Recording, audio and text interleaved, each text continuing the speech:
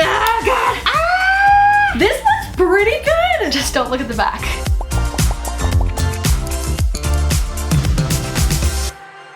Hey guys, what's up? It's Laura and welcome back to the main channel. Let's just say it, let's just address it. It's been a hot minute since I've done a DIY. I have been doing a bit more DIY stuff over on TikTok. I'll have that linked down below. But today, we're back with some DIY decor. All of the bases for these projects came from Amazon, and the goal is to elevate these decor pieces so that they look like a little bougie, a little chingy expensive. No promises they're all gonna turn out, but that's what we're aiming for today. Let me know in the comments if there are specific decor pieces that you want to see DIY'd, or just videos in general that you want to see over on this channel. Make sure you're subscribed, and also to the vlog channel, also over on Wild Till 9. We upload new episodes of the pod every Tuesday, and let's get into it. Pinterest has been showing me this incredible mirror over and over and over again, and because I've clicked it so many times and saved it to multiple different boards, they've also started showing me like other similar styles of furniture, and so I've caved, and here I am. The first mirror I saw in this style was from an artist named Jimmy Martin. I'm not gonna recreate the text in the middle of it. I want to just like actually have it as a functional mirror. I've got a gold mirror that I already primed. I just use a white spray paint combo primer. I got really lucky. Normally you'd have to go in with tape along the mirror's edges to protect it obviously from when you're painting,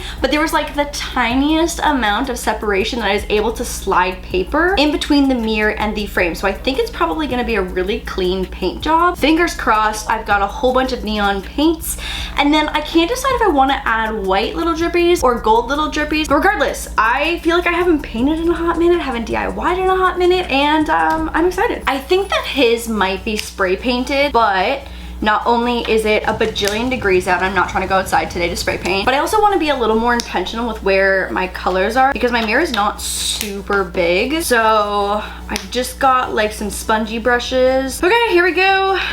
And contact.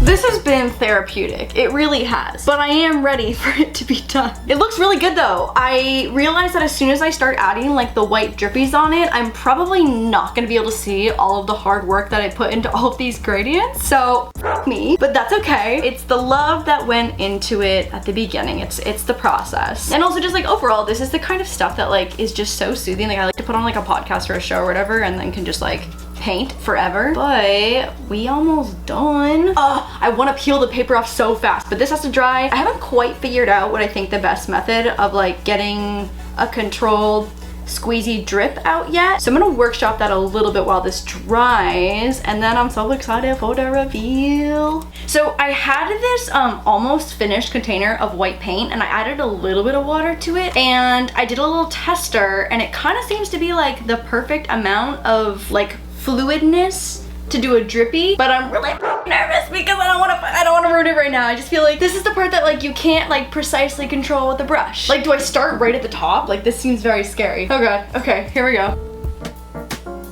The tiniest drop. I know I gotta do more. I know I gotta do more. I'll just feel like I have to like let it do its thing too, you know? Ooh, that was a good one. That looked good. Cue all the comments being like, it looked better before. And trust me, it's not done, so I may wholeheartedly agree with you afterwards. This part here, it's like you only get one shot. Okay, here we go. Ah! Oh my god, this is like one of these moments where I don't know where to stop. Okay, I'm gonna leave it, let it do its little drippy thing, and evaluate, but TBD, possibly done. Next clip might be us peeling off all of the paper and the tape. Ah, this is the best part. This is the best part.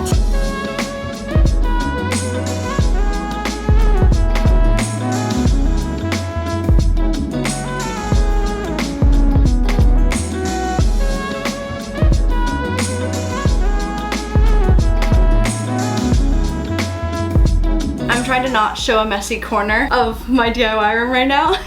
She is unveiled! I am going to clean her up with a little bit of Windex, but it looks so good! Oh my god, I'm so happy with it. I'm so glad I stopped when I did with the white panks. I think it's like the perfect amount. Wow, this video is going really well for me.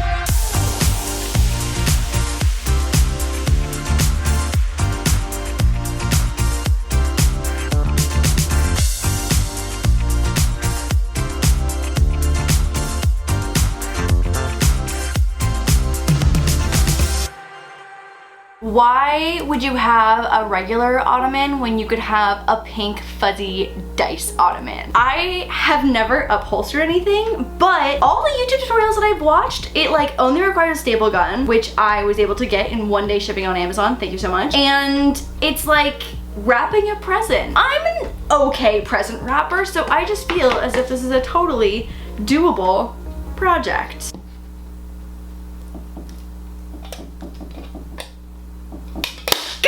Okay, here we go. Oh my god, we're doing it. Okay, here we go. I feel like I made a good fabric choice because there's no pattern that needs to be lined up. Oh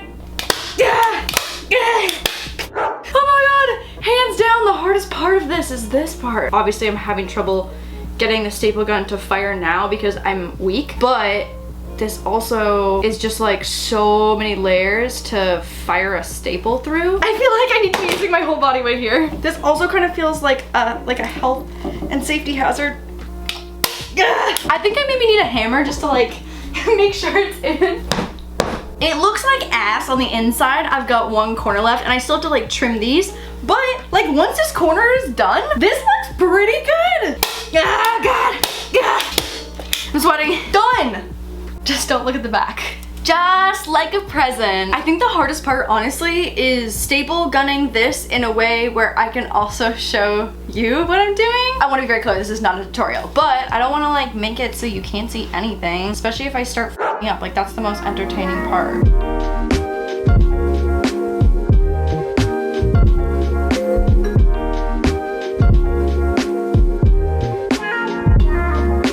Okay, here we go. The hard part, just like a present. You fold this tight. This goes up and in. That's a pretty clean corner. If that is what we end up with, I would not be mad at that whatsoever.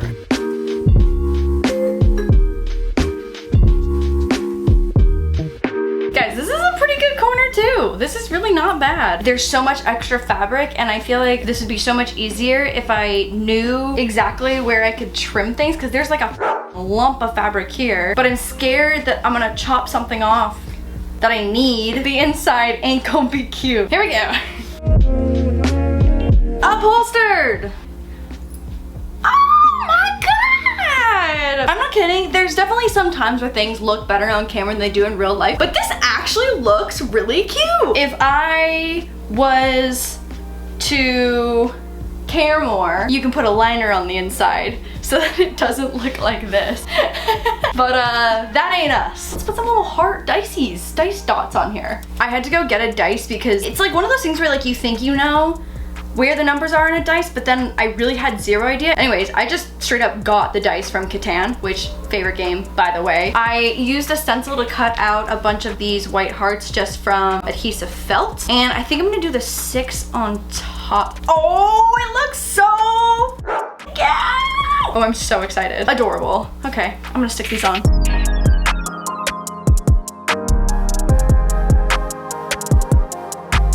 This has been a highly positive experience. Like I watched the YouTube videos and I was like, I think this is within my skill set. I'm very pleased with myself and I'm pleased with the outcome. Wow, adorable!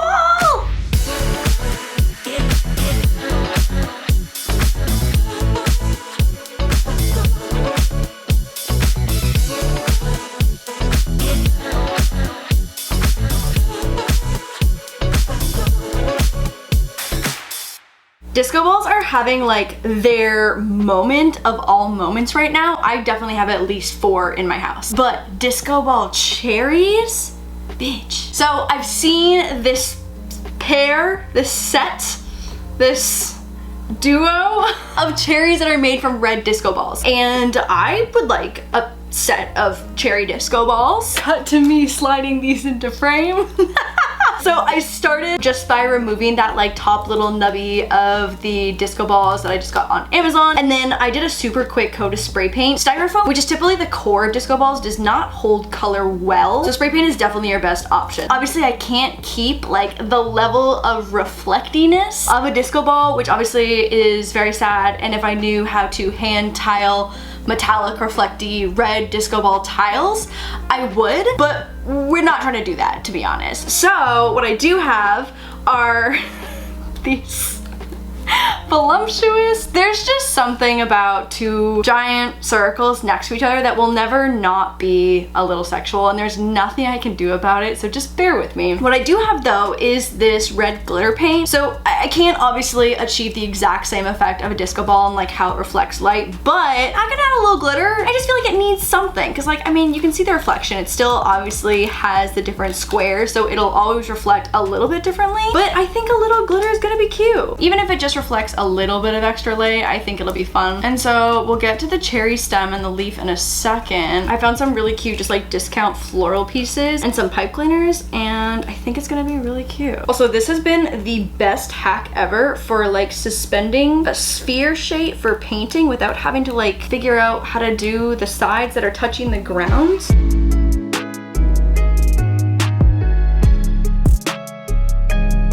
Okay, bouquet from the floral section, and then I was able to find pipe cleaners that were like a little bit more natural color and not so just like Christmas green. I've still got the hole in the styrofoam from where we removed like the little hanging portion. I feel like I need the thickness of maybe 2. And then these usually are in bunches. I'm trying to find like the nicest one. It's already in like a little perfect little cherry duo. It's so cute.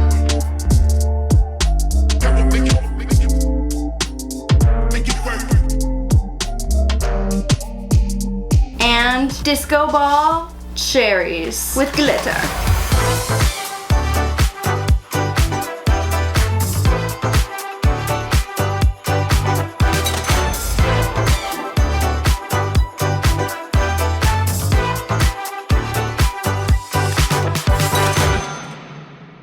Hope you guys enjoyed this video. Let me know in the comments what you think of all of the flips. Let me know if there are any specific video requests that you have, and I will see you guys next video. Bye guys.